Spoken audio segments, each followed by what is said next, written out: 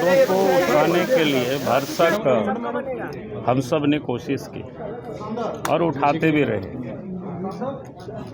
लेकिन सरकार जनहित के मुद्दों से भागती रही।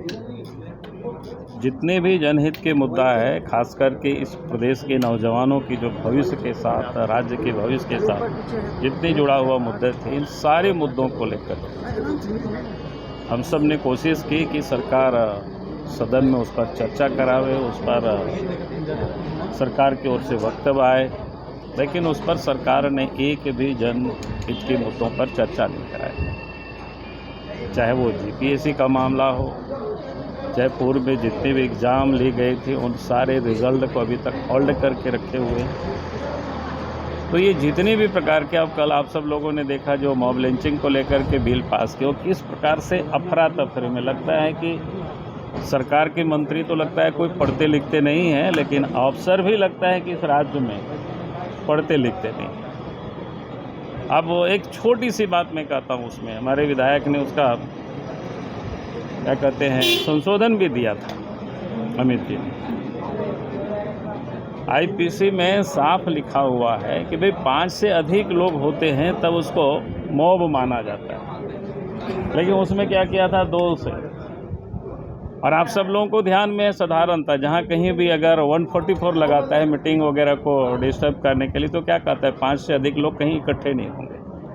तो सामान्य सी बातें थी। अगर इसमें से अफसर को जानकारी नहीं और नेता भी कोई उस पर, मंत्री लोग भी कोई पढ़ते नहीं है, जो मन होता है वो करते हैं। तो मैं तो इसलिए कहता हूँ कि इस प्रदेश में जो सरकार है, लगता नहीं है कानून की कोई राज है। यहाँ तो लगता है कि माफिया, गुंडों, ऐसे लोगों के राज चल रहा है। चारों तरफ देखेंगे, चाहे कोयला की लूट हो, चाहे बालू की लूट हो, चाहे वो क्या कहते हैं लोहा हो, यानी जितनी भी प्रकार की खनिज संपदा, यहाँ तक जमीन की भी लूट है।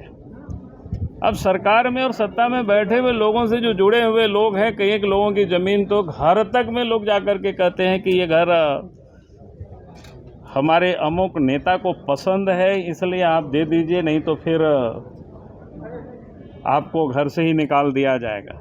ऐसे भी लोग आकर के हमारे पास बताते हैं वाकया, मैं सुनता हूँ तो लगता है कि भाई इस राज्य में लगता है कि हेमंत सोरेन पूरी तरह से लगता है गुंडा और माफियाओं से घिरे हुए हैं, और पूरी राज्य सत्ता को वही लोग लगता है चला रहे हैं।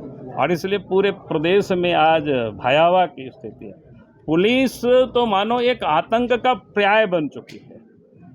ये आज प्रदेश की हालत है।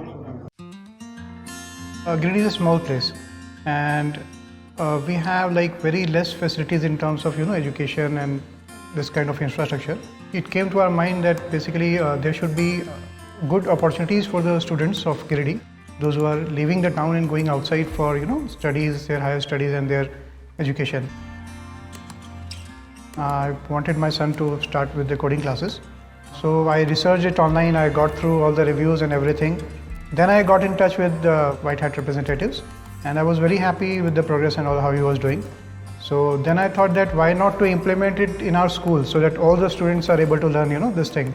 I started coding because we can make our thoughts real. We can interact with the computer. White Hat Junior is helping me to create a web browser.